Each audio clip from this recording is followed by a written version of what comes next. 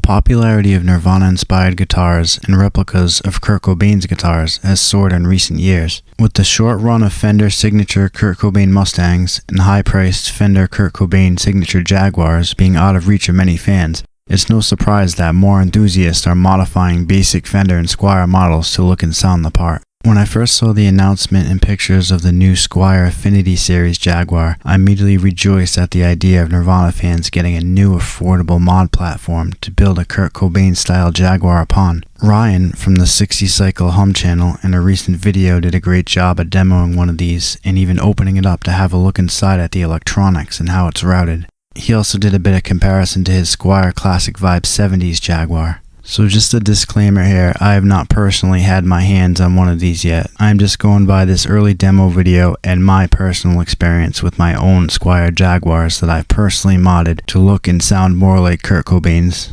The purpose of this video is to explore the new Squier Affinity Jaguar and evaluate if this is in fact the platform you should use or if there are better alternatives. I will also explore the approximate cost of parts to transform one of these to have Cobain specs. From the pictures and videos, the color seems to be a nice sunburst with noticeable yellow in the middle of the body, blending into an orange and black around the edges. It's not an exact match to Kurt Cobain's actual Jaguar, which at times appeared to be mostly yellowish, possibly due to the fading in the years prior to him purchasing it. And then again, there are some pics where Kurt's Jaguar also appears more orange looking. But the color appears similar to the earlier Kurt Cobain signature Jaguars, although many of those being sold in the last few years have a very brownish look to them. And of course, the look is not as good as the famed road-worn Cobain signature Jaguars, which were only made for a couple years starting in 2011. And it's hard to deny this new Affinity is probably a bit closer in color to Kurt's than the Squier Vintage Modified or the Classic Vibe 70s Jaguar. So let's take a look at the specs of this Squier Affinity Jaguar. It has a poplar body bolted to a maple neck with an Indian laurel fingerboard. It has the modern 9.5-inch neck radius like the Fender Kurt Cobain signature, and the scale, like all Jaguars and Mustangs, is the usual 24 inches. It has the tremolo block in the classic position, a little bit further out from the bridge than the current Fender Vintera or the Classic Player Jaguar models, so that would be in line with what you would probably want on your Cobain copy. There is no rhythm circuit, just a 3-way switch, and it has a black pickguard with 3 single-coil ceramic pickups. Ryan's overall impression of this Affinity was good, remarking that the tuners are passable, but exactly what you would expect from a $299 Squier Affinity. Ryan noted that the ceramic single-coil Strat pickups are also cheap, although they actually sounded okay for his style of playing. He's playing surf music with reverb through clean Princeton amps. But let's be real, since you're making a Cobain clone, those are getting tossed out in the trash. Ryan noted that the bridge and tremolo hardware seem to be the same exact parts used on the Classic Vibe Jaguar. The alternatives close in price to this Affinity Jaguar would be the Classic Vibe Jaguar and the now discontinued Vintage Modified Jaguar, both made by Squier. The Vintage Modified looks a lot closer to Kurt's Jaguar because that one has the traditional dot inlays as opposed to the 70s style block inlays on the Classic Vibe, although the Classic Vibe does have the white binding similar to the Fender Cobain signature Jaguar. The used Vintage Modifieds are going for around $300 used, and the Classic Vibes are also around $300 used and $459 brand new. I always try to buy local on Marketplace or Craigslist, and you should too, because if you're buying used, you will likely save yourself the shipping fees that you'd pay on Reverb or eBay. Thanks to Ryan's video, we can see that the Affinity Jaguar is routed for humbuckers, although it's not routed for the upper rhythm circuit. So you would be required to route and remove wood if you want to have the rhythm circuit like Kurt's guitar.